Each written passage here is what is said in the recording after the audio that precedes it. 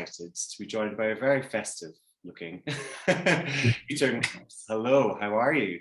Very well, thank you. How are you doing? I'm very good. It's taken us a while to arrange this, but I'm so happy to do it. Great.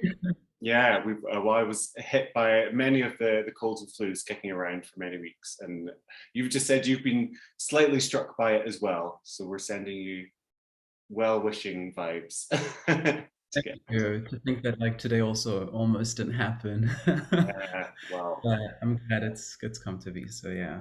yeah, great to see you. And I'm going to join you in. If you watch this video on YouTube after the podcast goes out, you'll be able to see some excellent headgear. You have a Santa. Yes, I'm in Santa's pants right now. Yeah. So, you Mm-hmm. know, not because I'm trying to look festive, but I mean it's a perk, but because the hair is so bad underneath there. And yeah, Kisses has a song, Santa's Pussy. Uh-huh. So, yeah, got Christmas into classic. You, I was channeling that. you're doing the real life version of Right. that. Well, not because I have bad hair, but because I have no hair. I'm going to put on my Santa hat to warm me up, which is I nice. love the color. Pink is one of my favorites. Really is. Well, how are you? How are you feeling festive? I am feeling festive. I am well and healthy, thank goodness. And just like excited, this year I get to, if all goes well, I'll be spending Christmas at home with my family for the first time in 14 years. So it's just, yeah, it's really just an exciting thing to experience, and I'm really looking forward to that because I always travel on Christmas Day to go home, and I always arrive on Boxing Day. But if I left on Boxing Day, I mean on Christmas Day this year, I wouldn't have arrived until the 27th, which is Okay. a little too long, and it's also my sister's traditional wedding ceremony, which is happening at home, so Oh that's wow. I need to be back at home in Okay. time. So having this EP art and having that experience come to be, it's going to be a happy holiday for sure. Oh, that's amazing. Oh, well, I hope that all goes as planned, and that sounds amazing. So, where is family? Where's home that you're visiting? My family's in South Africa, Port Elizabeth, we're right on the coast, so that's where everyone is, which is why I'm hoping everything is going to be okay for me to travel back and forth. Okay. Oh well, Yeah. fingers crossed for that. Absolutely. And so, and where do we find you right now in the world? Right now, I am in Jersey City, um, in the States, which is where I am based. I live and work here.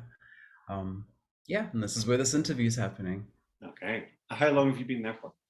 in Jersey City. Yeah.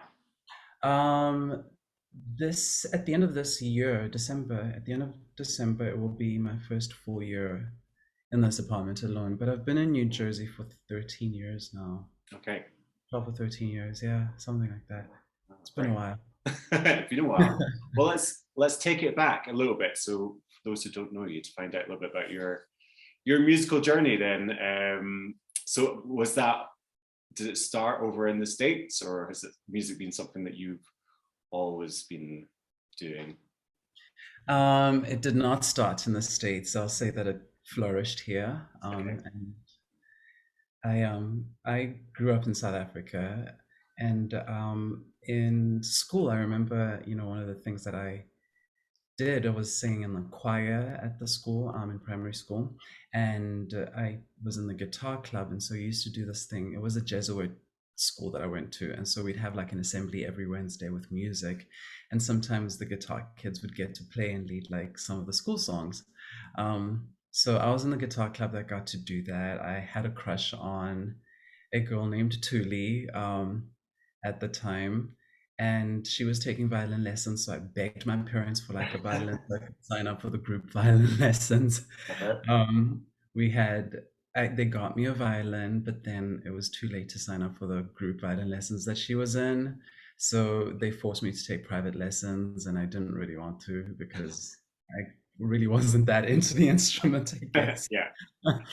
But so it was that was one of the things. And then I do remember as well having taking some of my sister's pocket money and going to like the audio store at like 10 years old, 9 and 10 years old, and just popping in a cassette into the radio, plugging in the microphone, and I would sit there and like strum these hymns and songs, um, and record them, and I'd print pictures and make a little cassette tape cover, all exciting. But that's when it really began, I think. And then my parents really saw how much I loved music, and so they sent me to the Drakensberg Boys Choir, which is a boy choir school. I was there from sixth grade through to the end of ninth grade for 4 years. And it was a fantastic time of just, the entire school is a choir, everyone sings, and um, we would do two national tours a year, two festivals at the school because it was such a big tourist attraction, and we performed every Wednesday. We had a concert at the auditorium. So that's where I really learned and fell in love with performing and just being with people. So I miss those days, and that's where it was nurtured. Mm. And then came to the States, where I went to college, studied organ and voice performance, and I'm very grateful to say that every single dime I make is from music, from whether I work as a teacher or whether I'm serving as the organist and music director for a church. It's all music related, and I'm very grateful for that. That was a big goal of mine. Mm.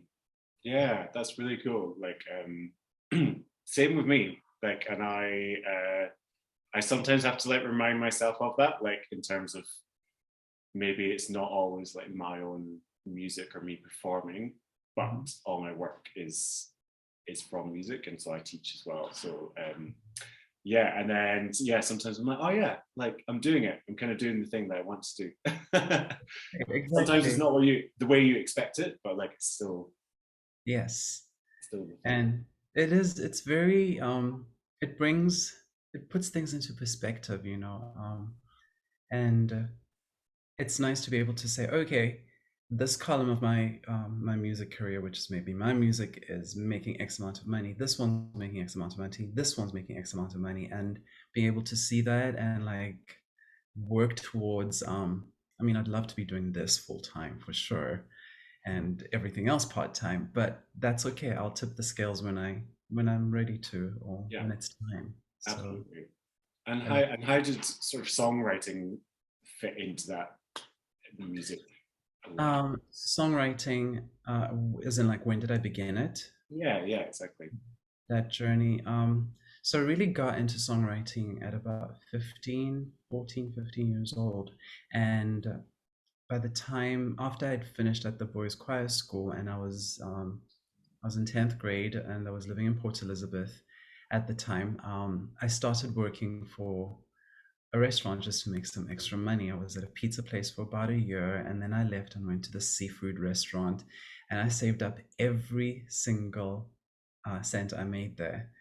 And I would book studio time, and I'd be like, I want to go record songs, and went into the studio and would record these demos, and it was just fun. It was a fun experience to be in a studio or with a producer. Um, Writing and producing songs and like learning from him and the processes that just go on. I loved it, and it was also one of my first paying jobs actually as a musician. I had at the end of one of my sessions, I remember there was a guy who came in who wanted to have a demo sent off to a label, and he wasn't a singer or wanted backup vocals, and so they put me in the booth and they said, okay, this is what you need to sing here at this line. They just kind of fed it to me. I never got to hear the song in full, but I sang that, and by the end of the session, they just gave me $50. I was like, okay, well, thanks. I wasn't expecting that, but it's nice to know that I can get paid to, use my voice and sing. So that Yeah. was at 16 years old, and ever since then, I've just always been writing, and it's served as a journal. Mm, Uh, Not necessarily talking about specific things, but an overall theme of like, oh, this is what was happening at that time when I look back. mm, I've Yeah, the older songs I no longer relate to because I was like, you're such a child. Really, amateur and immature. Um, but also I had this tendency to write songs that I needed to grow into as well.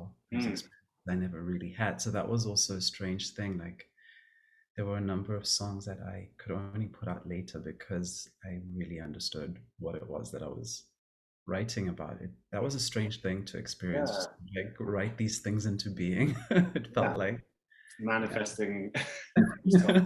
yeah. Right. So I need to do better with the choices of things I write for myself in the future. Yeah, you gotta be careful. Gotta be careful of that power that you've got there. Be careful, I'll write a song about you.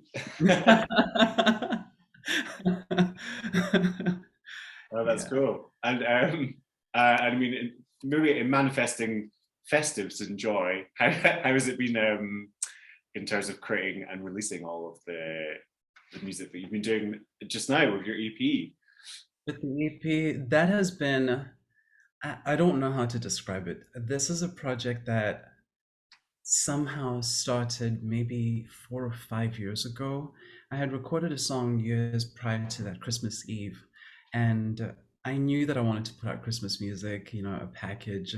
I didn't know how big I wanted it to be, what it was going to look like. But then last year in November, right before Thanksgiving, I was um I was in the bathroom and I just kept hearing this little riff. And I'm like, why is that like coming back to me over and over again? So I went and figured out the chords, and by that evening, I had already created like the whole beat for Happy Holidays, and um, by Thanksgiving, I had a very, very full sketch of the song. And that was, that just really fell together very quickly. But then second verse trap was um was a big problem for me. So I hit up Jay Gregory and I was like, listen, this is what's happening. This is where we are. Help. And I absolutely love working with Joe. He's so smart and such a gifted writer because we'd Mm, have conversations like this on Zoom, and then he would pick out, I can't even begin to describe it, but like the songs that came from the stories we were sharing, with one another, particularly from Me to Me, that was a song that really yeah. touched me. So it's been a fun process, and I mean it's been stressful at times where I've just wanted to get stuff done, but then there are always delays and not knowing what it's going to look like, even though you kind of have a vision and sort of trusting that you're moving in the right direction and your team is in place. Um, it's been a great process, but it really ramped up starting last year November, and now I'm just so grateful that I get to like put it out there and share it because I've been sitting on it for so long. Yeah, good Yeah. time to get it out in the world. It's always exciting when that Yeah. happens. And have you got plans for releases next year, or have you kind of just up to this point? Um, I mean, I'm writing as always, and I have songs simmering. I mean, I feel like I leave songs simmering for a long time. If my songwriting were to be turned into a kitchen with stoves, there'd be pots everywhere simmering, just sort of almost ready. And yeah, so I've got music prepared, but no scheduled releases just yet. But I have music that I want to get out there, and That's it's also an anticipation of like what's going to happen with this and how this is all going. So yeah, yeah. absolutely. And you've been doing a bit of live stuff as well over the last while, like Mhm. more so than before, or as Um, you always doing the live stuff with your own music. so 2020 was the year when I was supposed to be doing a lot of performances. That's what I had planned. It was the goal for the year, Yeah, and it obviously did not happen. So that's still a goal I'm working on. My first ever performance here in the States only happened, I think it was 2019, yeah. for Brooklyn Pride. And outside of that festival, the most recent performance I had was one that I had, was not a festival, but like a planned gig. So that was in October, but I have not had as many opportunities for myself to perform my own music, and that's definitely something I want to work on for Mm, coming year. Definitely want to go on tour, whether it's a small West Coast tour or East Coast tour of 5 6, 7 cities. Doesn't have to be big, Mhm. but I want to get out there and just hit the road.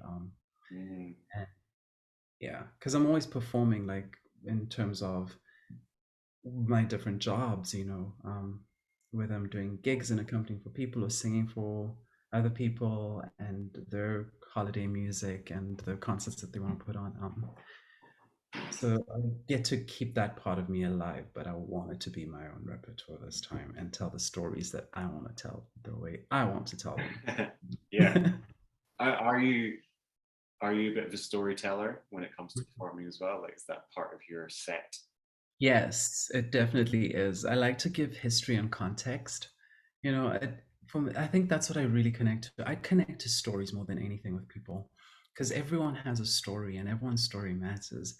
Um, so I'm huge when it comes to it's like TV shows. Give me a good series. I will binge. I will watch movies. I will read books. I really feed off of that because you find common ground and you see things through other people's perspectives that you might not even consider, so it's a great way to sort of travel without having to go anywhere.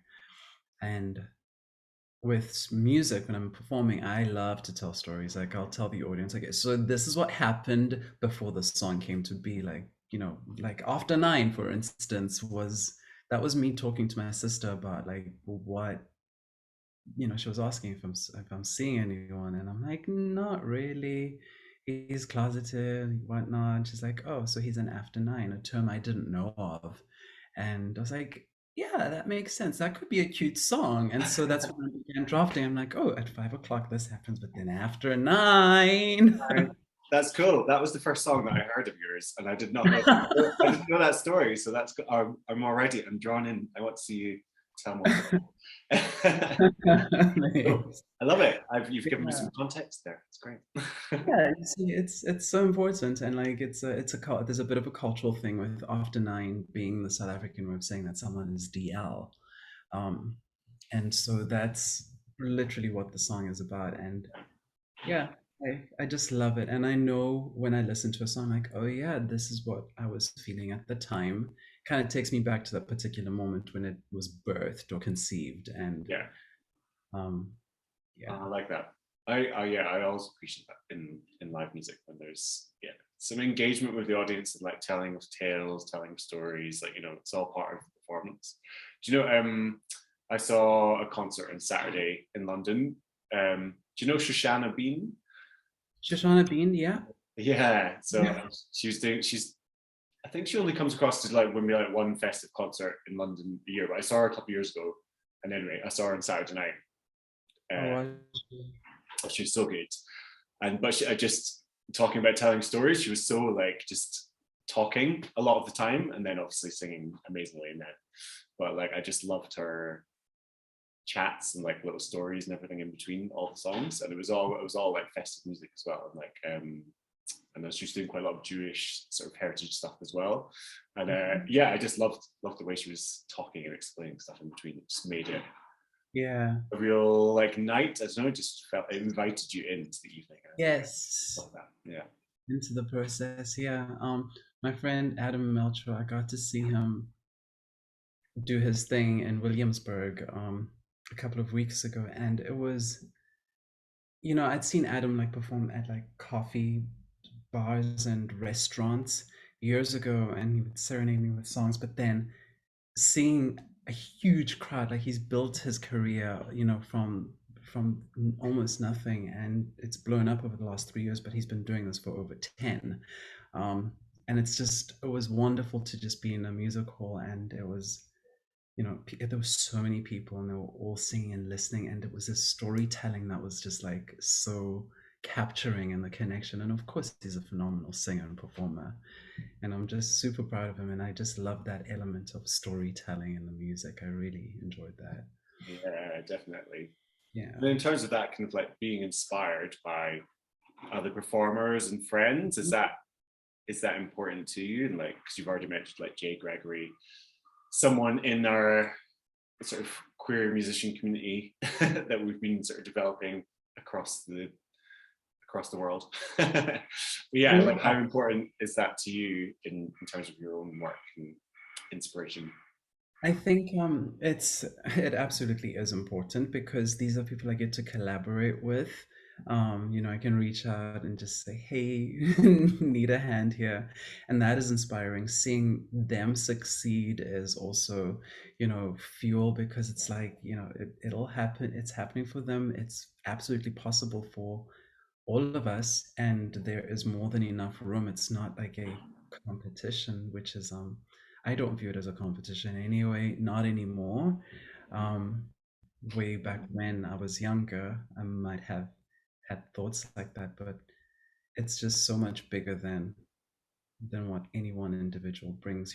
One of my choir masters used to say that in choral singing, we are better than the worst singer, but we are way better than the best singer in the group. And so there's this concept of elevating one another in Mm, the ensemble setting. And so I think that is absolutely something that applies to life as well, because us being able to do things like this together is an elevation of everybody. It's not just, you know, it might look like so and so's faces on the front cover, etc., but it's for everybody. We all, yeah, particularly in the queer world, we all need the representation, and people need to see people that look like them in these spaces too. So yeah, it definitely is an inspiration because yeah, I've seen some people who have just floored me. I'm like, wow.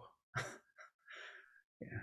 yeah, absolutely. No, I totally agree. And like, let's, yeah, even more of it next year, please. That'd be great.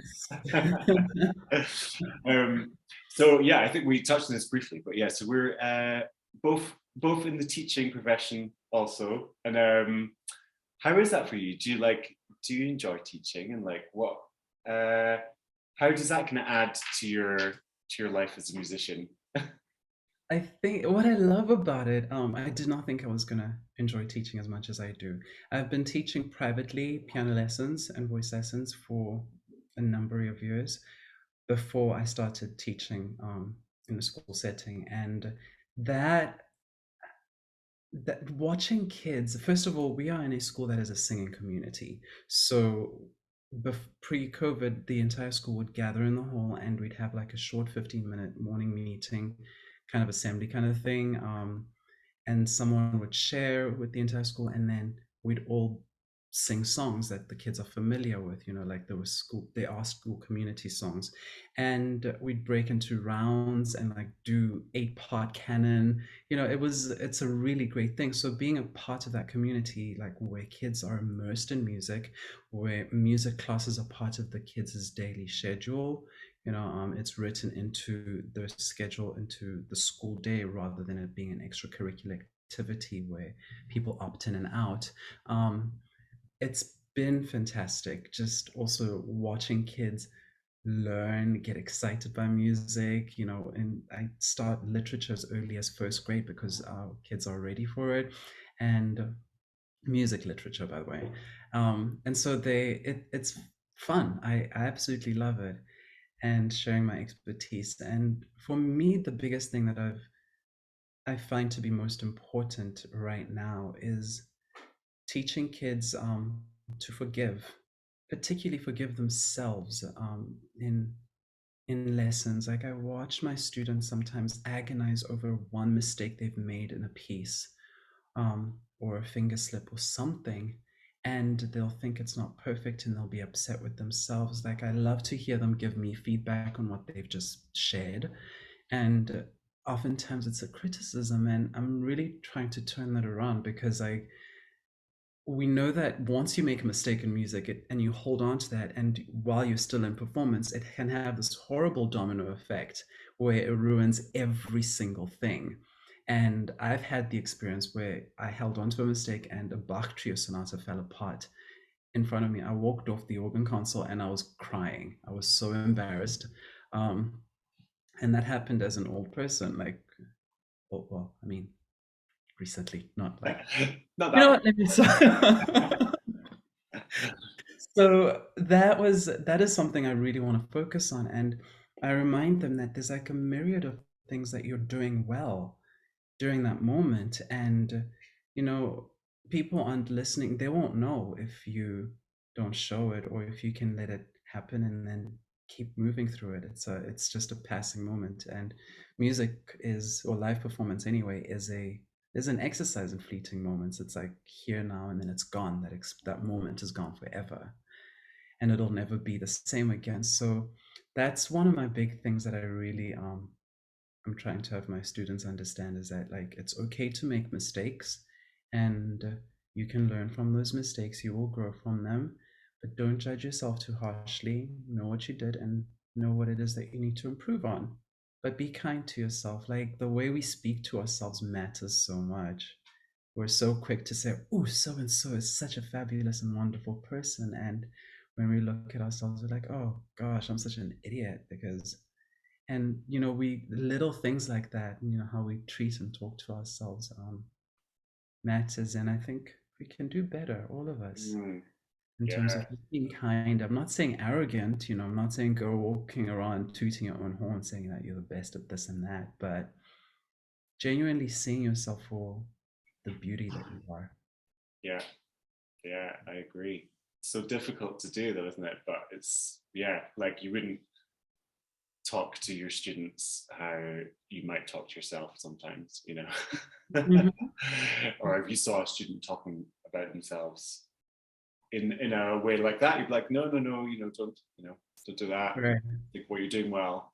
But then, yeah, it can be so easy to be that negative voice to yourself. Yeah. Um, well, but you sound like a very wise and lots of wisdom coming from you as a teacher. Sounds, yeah, sounds like an enjoyable experience for you, and I feel like I've been appreciating it much more as well. And next year, I'm going to be doing much more teaching. Actually, I've kind of decided that I've been enjoying it, and I just really appreciate that, like in the moment interaction, which has been so good. I must apologize also, by the way, you probably hear in my next door house they're building something outside, so there's lots of banging going on. So My hey neighbors, ho, they're also building a new building just outside my kitchen window, so that's, fun I times. got This is it's real life. you. Till I can find myself my own studio to work in. If you could write a song about that, please, and then that'll I'll manifest there. manifest that, please, for me in your next album. um, So you got to well, give me a list of things that you want to experience so I can put them into the that's song. it. There you go. Exactly.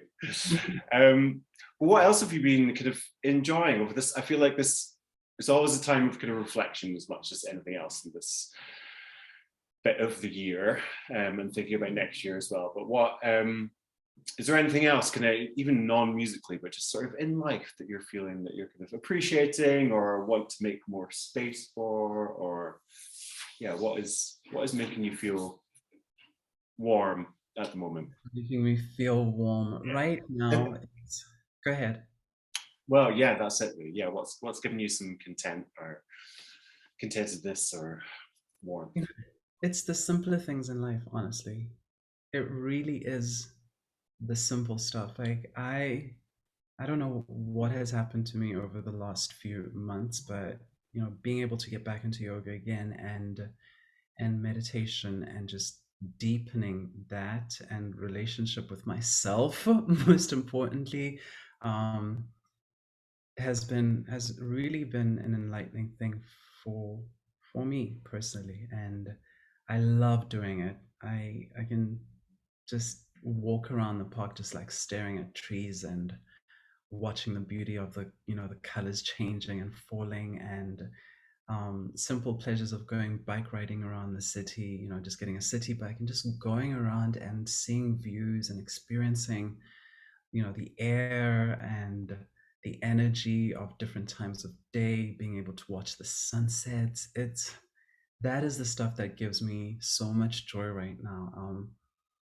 It's no longer the things and the experiences of going out and partying. That's It never really was my vibe to begin with, and I enjoyed it for what it was. But this, I don't know, it's the simple pleasures, when you're standing over a pot and you're cooking something and smelling the flavors come up as you're doing. I don't know. I probably sound like a 70 or 80-year-old person, but these are the things that really give me joy right now. And I'm learning to be much more present in the moment Mm, yeah. and to be open. That's really what it has taught me, to be open, and that there is always, always, always something good to be harvested from any situation. Crappy as they may be sometimes, there is always something good that can be learned and received, and it's a matter of finding it. Um, and gratitude is a big motto of mine. In fact, so much so I got a tattoo, a gratitude symbol tattoo on my chest, like Oh, recently. It's cool. the thing I live by, just being grateful for everything. There's just so much good. Even though the world can feel crappy sometimes, but there's a lot of good out there. And a lot of good people too. Yeah, it's true. There are absolutely, and yeah, sometimes it's easy to kind of be taken aside by all the other stuff and the negative stuff. But yeah, you're totally right. Good to remind yourself of that as well. And thinking of that, all that goodness, what is it you're most looking forward to in this festive time? So getting to go back home and see people for the first time. Is there like one moment in particular that you're really looking forward to, or one taste of food, or Yep. There is definitely a moment to it that I'm looking forward to. The favorite moment for me is when I land in Port Elizabeth. Like Port Elizabeth Airport doesn't really, you get off the plane and you have to walk, across the tarmac to get to the actual building. But that moment when you go down the stairs and you just like land on the tarmac and you smell the air because it smells different. That is, that's what I look forward to. And then seeing my family at the airport waiting to pick me up, that is something I'm really looking forward to. And the food that I'm really ready and excited to taste is, it's going to sound disgusting, but it is tripe and sampan beans. Like that is one of my favorite dishes. Um, I will trust you on that one. I'm not. My sister makes it really well, and so I'm very excited for that.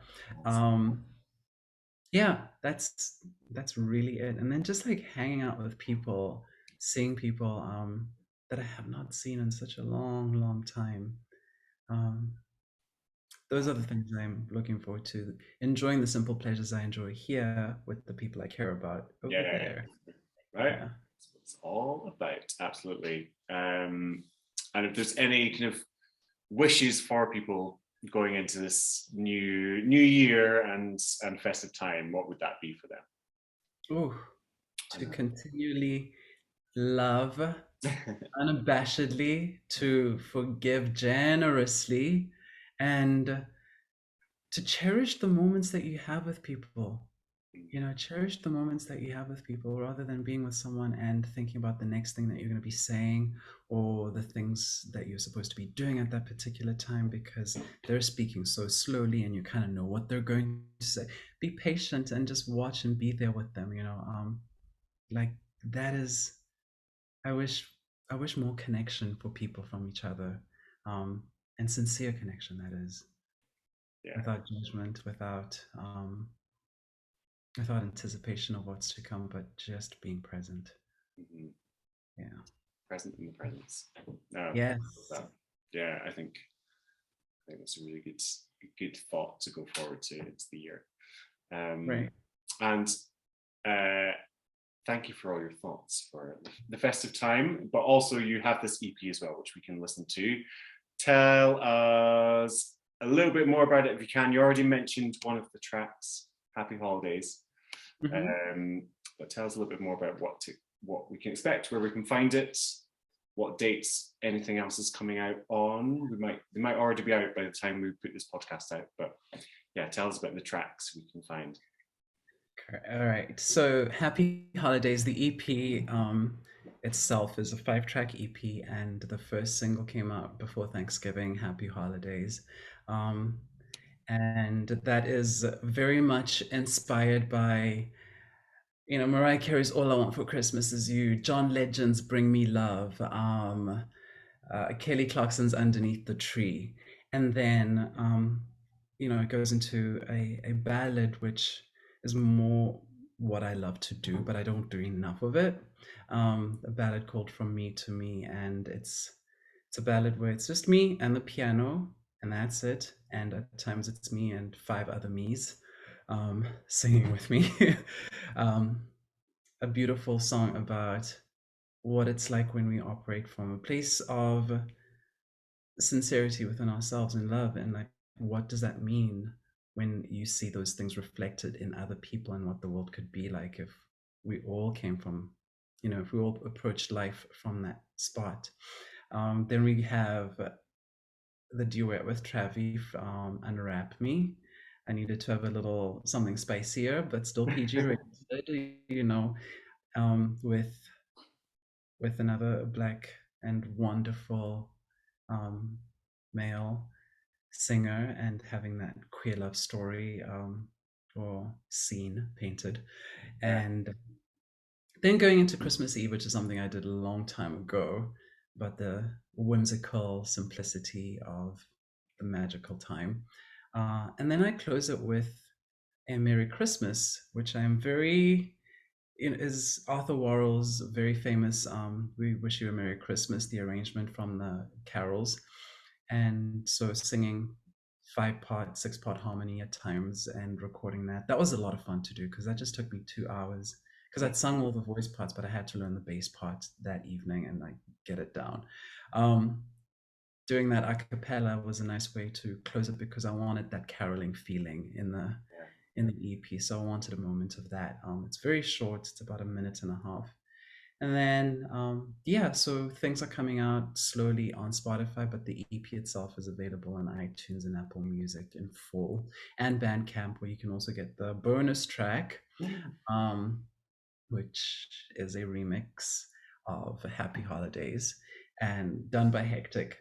So The it's, the wonderful yeah, Hector. love Hectic. But Hector captured the essence of the song, because it's a sad song. Happy Holidays is not particularly like a joyful song. The production itself is like big and fun. Much as like you would experience the holiday season if you were feeling sad, like it'd still be brightly lit and colorful, and the energy there would be all that, but you'd be the one feeling, the melancholy, the sadness. But even then, I wrote that song in mind for people who don't particularly enjoy the holiday season. That it's to acknowledge that the time's not always happy for everybody. Yeah, yeah, absolutely. Oh, great. Well, thank you. Well described for EP Thank you. there. um, well, I look forward to hearing all of it, listening to all of it in full, but also playing a few of those tracks on this show as well. And just want to thank you so much for coming to chat to me. It's been a while in the making, but I'm glad I've got to sit down finally Yes, and have a little yeah. chat.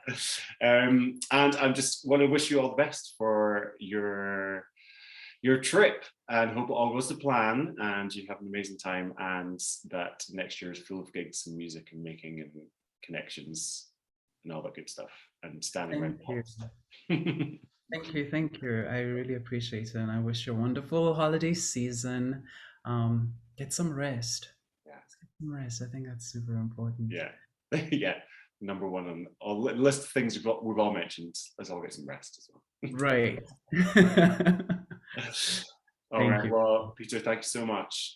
Wishing you all the best, and we will see you and hear you continuedly over this year and next year, I'm sure. Thank you. All I right. appreciate it. Take care. Bye. Bye bye. Bye.